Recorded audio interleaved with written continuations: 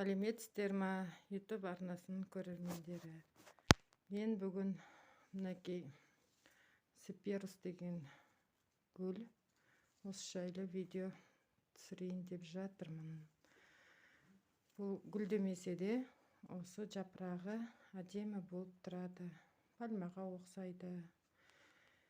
Бұна балалары осындай болып шығады, балалары. Мінекей. Кішкентай енді ғана шыққандары кішкене әлсіздеу болады. Мынандай үлкендерін қалай тамырлатамыз? Оңай, оңай тамырлату. Мінекей, дәл осындай қылып қиып аламыз. Өстіп қиып алғандан кейін қазір көрсетем. Қиып алдық. Қиып алғаннан кейін мына бас жағындағысын осылай қашымен қиып шығамыз. Басын кішкентай қылып жапырақтарын қиямыз.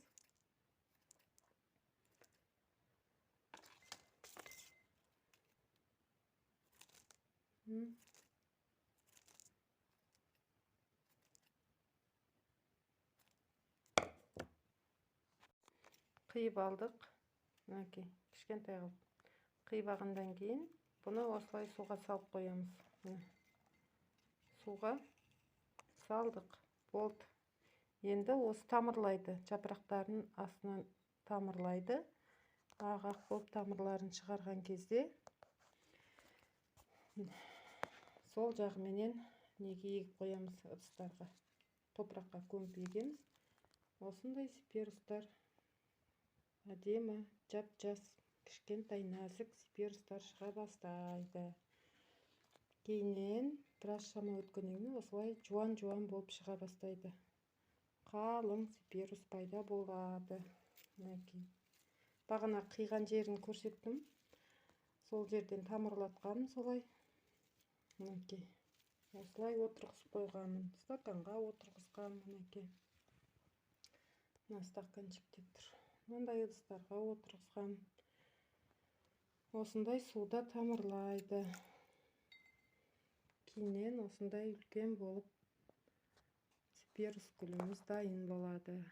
Бұл сиперус гүліміз дымқылды жақсы көреді. Қамыс тәріздес болғандықтан күнделікті шамалап су құямыз. Кеуіп кетсе де өліп қалмайды.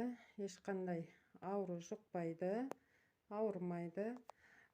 Суға да, құрғаққа да төзімді, бірақ та суды күнделікті шамалап құйып отырсаңыздар, тез көбейеді, тез горшоктарыңызға толып өсетін болады. Видеом ұнаса, лайк басып, комментария жазып, тіркеліп кетіңіздерші. Сіздерден қолдау күтемін. Сау болыңыздар. Келесіде тағы да басқа видеолар түсіретін боламын.